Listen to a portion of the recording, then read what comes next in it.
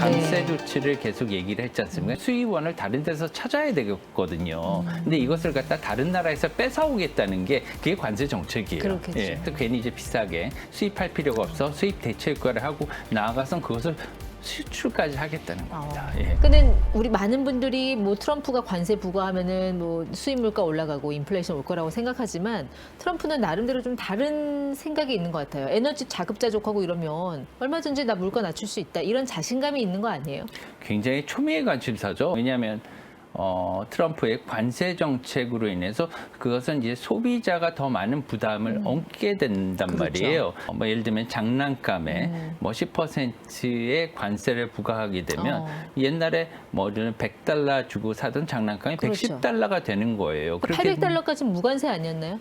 네, 그런데도 들어요. 이제 예. 많은 어떻게 보면 나중에는 결국은 이런 것들이 전부 다 이제 확대되게 되겠죠. 그렇겠죠. 예. 그럴 수밖에 없고 중국도 가만히 있지는 않을 것 같습니다. 이런 거에 대해서 이제 영향이 계속 있을 것 같고요. 이렇게 되면은 관세 정책이나 아니면은 여러 가지 세금 부과 때문에 이런 것들은 인플레이션을 이어질 거고 특히나 지금 뭐 기업들의 그 법인세라든가 개인의 소득세를 많이 인하해 주겠다. 감세 네. 조치를 계속 얘기를 했지 않습니까? 이것은 가장 큰 공약 중에 하나였어요. 네. 그럼 그 어떻게 보면 수입원을 다른 데서 찾아야 되거든요. 근데 이것을 갖다 다른 나라에서 뺏어오겠다는 게 그게 관세 정책이에요. 그렇겠죠. 예. 그렇게 되면 관세를 많이 뺏어와야 되고 한편으로는 자기 나라의 기업들을 갖다가 잘 되게 해서 나중에 세금을 갖다가 세율을 낮추더라도 더 많은 기업들의 활동이 있게 되면 파이가 커지기 때문에 세율을 낮추더라도 세금은 더 많이 거치게 된다는 거예요. 네. 게다가 베센트 재무장관이 이번에 굉장히 실제적으로 구체적인 답변을 했습니다. 이번에 이제 그 베센트 장관이 향후에 두 가지를 언급했어요. 그게 뭐냐면은 정상적인 상태, normalcy라고 이렇게 표현을 하더라고요. 네. 정상적인 상태와 시장의 확신, assurance 이 두 가지를 자기가 추구하기 위해서 목적을 가지고 임하겠다 이렇게 했어요. 네.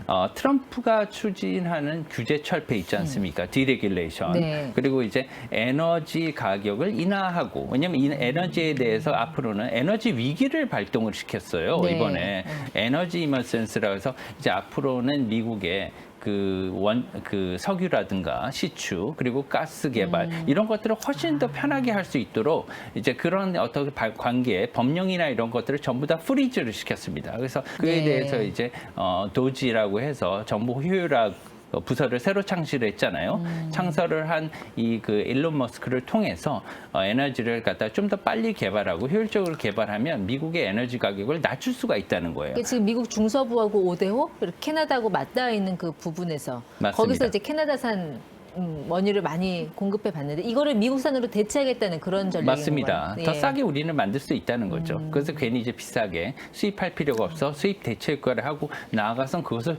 수출까지 하겠다는 겁니다. 예. 미국의 기업들을 더 많이 살리고 예. 제조업을 갖다가 활성화시켜서 미국의 수출을 갖다가 좋게 해서 앞으로는 여러 가지 이제 지금 이제 무역 역조 현상도 새로 이제 바꾸겠다는 이런 구상이고요. 네. 그에 따라서 베센트는 이런 것들이 앞으로 무역 역조를 갖다 개선하는 것이 바로 정상적인 상태, 노멀시를 이루는 것이다. 이렇게 얘기를 했어요. 그래서 무역 역조 현상을 바꾸겠다는 거예요. 특히나 이번에 굉장히 또 재밌는 말도 하나 했는데요. 뭐냐면 일론 머스크가 추진하는 이러한 정부 효율화 구상에 대해서는 전적으로 지원하고 서포트하겠다고 했습니다. 특히나 이런 일론 머스크가 추진하는 이런 계획들이 앞으로 자신이 추진하는 이런 정상적인 상태, 특히나 미국의 이런 재무 상태를 갖다 개선하는데 크게 도움을 줄 것이다.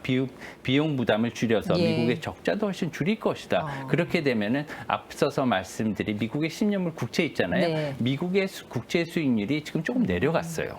원래 한 4.5%였는데. 네, 지금 4.5% 좀 더 내려갔고요. 내려가서, 예. 그것들이 내려오는 것들이 베센트 재무장관의 얘기를 의하면 예. 이렇게 미국의 채권에 투자하는 국채에 투자하는 투자자들이 앞으로 미국의 재무부가 추진하는 이러한 계획들, 정부가 추진하는 네. 계획들이 미국의 재무 부담을 줄일 것으로 확신하고 있기 때문에 앞으로 투자를 하는 것이다. 그래서 수익률이 내려가는 것이다. 이렇게 또 설명을 하더라고요. 10년물 국채 수익률 그래프 보면은 달러 인덱스하고 거의 비슷하게 가잖아요. 네. 이게 환율하고도 이제 연관이 될 수밖에 없는데 우리 환율은 지금 너무 많이 지금 자꾸 튀어올라서 우리 원화가 이렇게까지 약세가 될 이유가 있나 하는 생각도 들거든요. 뭐 미국 달러가 강한 것도 강한 거지만 우리만 유독 약한 거. 이건 원인이 어디 있다고 보세요?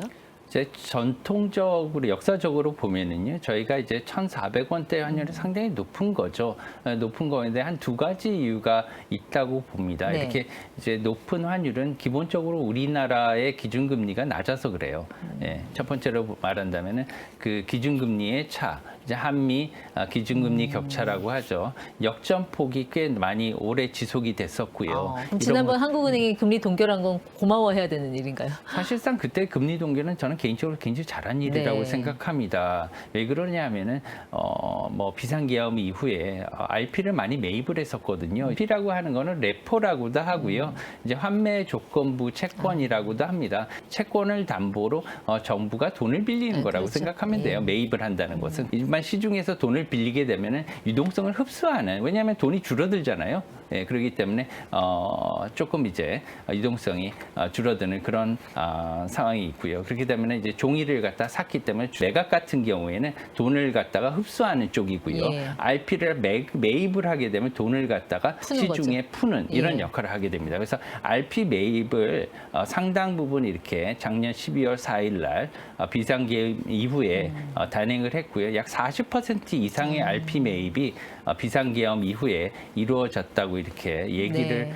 하는 뉴스에 나왔어요. 그것을 본다면 작년에 이러한 그 RP 매입을 통해서 유동성의 증가가 실제적으로는 금리 인하를 단행한 효과와 같은 효과를 나타내지 않았나 이렇게 예. 저는 봅니다. 그 증거로서 지금 본다면 기업들이 채권을 발행해서 빌리는 그러한 CP라고 하죠. 기업금융체들의 이러한 그 금리가요. 상당히 지금 낮아요. 네. 예, 그리고 이제 계속 내려가고 있는 측면에서 본다면 그래도 이제 모든 것이 소화가 되는 거거든요. 네. 투자자들이 있어서. 그렇기 때문에 지금 돈이 없어서 안 사는 게 아니라 투자처는 많다. 돈은 많다. 하지만 매력적이지가 않기 때문에 돈이 해외로 빠져나가는 그런 현상으로 볼 수 있다. 이렇게 볼 수 있습니다. 우리도 그렇지만 중국 입장에서도 얼마나 지금 상황이 속이 탈까요? 이제 관세에 맞았고 또 본인들도 때렸고 어떻게 되는 거예요? 이 미중 무역 전쟁. 뭐 사실상은 이제 트럼프 일기 때 본다면 한 1년 동안에 그때 이제 그 달러 위안 환율을 본다면 네. 굉장히 이제 한 7위안 정도까지 이제 높았었는데 이게 이제 6.25위안까지 뚝 떨어졌어요. 네. 10% 이상 이제 하락한 것으로 볼 수가 있어서 이번도 또 마찬가지입니다. 마가 정책의 성공 키워드는 두 가지라고 말씀을 드렸잖아요. 저금리와 약달러. 그때도 약달러를 추가한 거예요. 다만 이번에는 굉장히 어떻게 보면 디테일, 섬세하고 구체적이고, 왜냐하면 4년 동안 준비를 했었잖아요.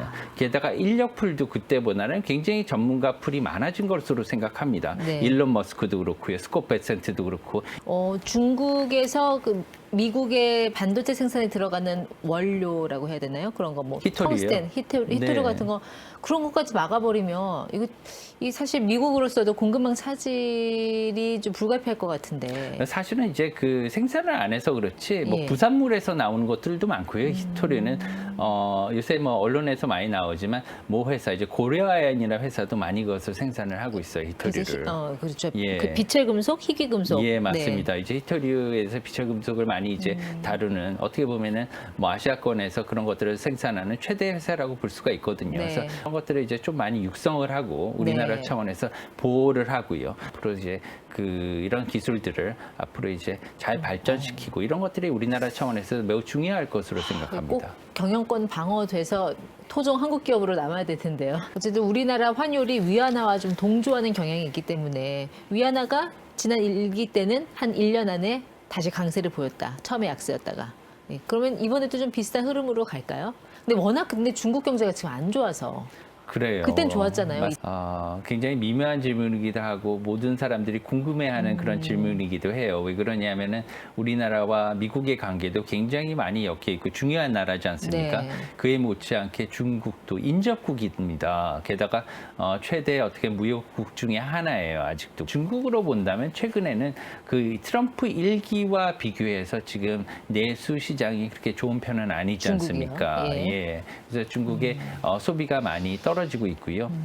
CPI라고 하죠. 이제 그 소비자 물가 상승률이 거의 0%에 지금 왔다 갔다 하고 있어요. 그렇기 때문에 이러한 어떻게 보면은 상황을 갖다 개선시키지 못하는 상태에서 미국과 전면전, 어떻게 보면 경제 전면전을 하기에는 시진핑 주석의 부담이 너무 큰 것으로 생각하고 있습니다. 네. 따라서 이번에 본다면 미국의 그 트럼프 대통령이 이번에 그 10%의 그 관세를 중국산 물품에 보편적으로 적용하지 않았습니까? 그렇죠. 그런데 예. 그에 비해서 중국 같은 경우에는 그 일부 품목에 대해서 10에서 15%의 네. 관세를 부과했단 말이에요. 약 80품목 정도가 되는데요. 이 전 품목에 비해서 굉장히 작은 그런 부분이라고 생각해요. 원유나 아니면 석유 이런 어떻게 보면 에너지 부분에 한정해서 약 80품목에 대해서 80품목에 대해서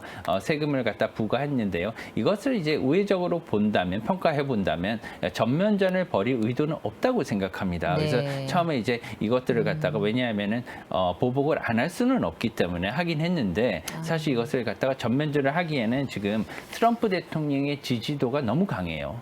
예, 전면적으로 어떻게 보면 너무 강하고요. 게다가 트럼프 대통령이 지금 미국의 역사상 가장 어떻게 보면 특색 있는 대통령이기도 하지 않습니까? 그리고 이런 것들을 갖다 어떻게 추진해 나갈지에 대해서 다른 나라도 다 연결이 돼 있어요. 그래서 이것을 갖다가 중국과 미국의 대치 상황으로 끌고 가기에는 중국도 굉장히 부담스러운 상황으로 볼 수가 있습니다. 따라서 미국도 마찬가지고. 미국도 마찬가지고요. 그렇기 때문에 미국보다도 중국은 사실은 지금 내수가 굉장히 어렵기 때문에 더군다나 트럼프 일기 때보다 지금 상태에서는 여러 부분에 부담이 많은 것으로 생각할 네. 수 있기 때문에 시간을 갖다 버는 그런 전략으로 나올 가능성이 있고요. 여쭤보신 바에 따르면 이제 환율이 굉장히 중요하잖아요. 네. 지금 이제 그 우리나라 원화 환율은 중국의 위안화 환율하고 비슷하게 많이 갔었잖아요. 그것도 그렇고 위안화의 약간 프록시 맞습니다. 역할을 하잖아요. 이 원화가. 예. 네. 뭐 안 따라갈 수가 없어요. 그렇게 연관성이 높은데요. 네. 그렇기 때문에 위안화가 약해지면 원화도 환율이 계속 올라가는 거 아니냐 이런 어떻게 우려가 사실이 많이 있거든요. 네. 그렇지만 이제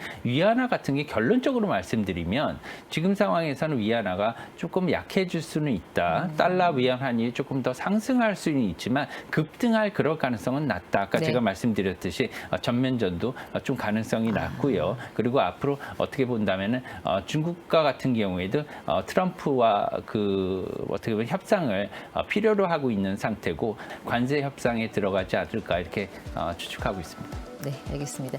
자, 변정규 미주그룹 전무 함께했습니다. 오늘 말씀 고맙습니다. 감사합니다.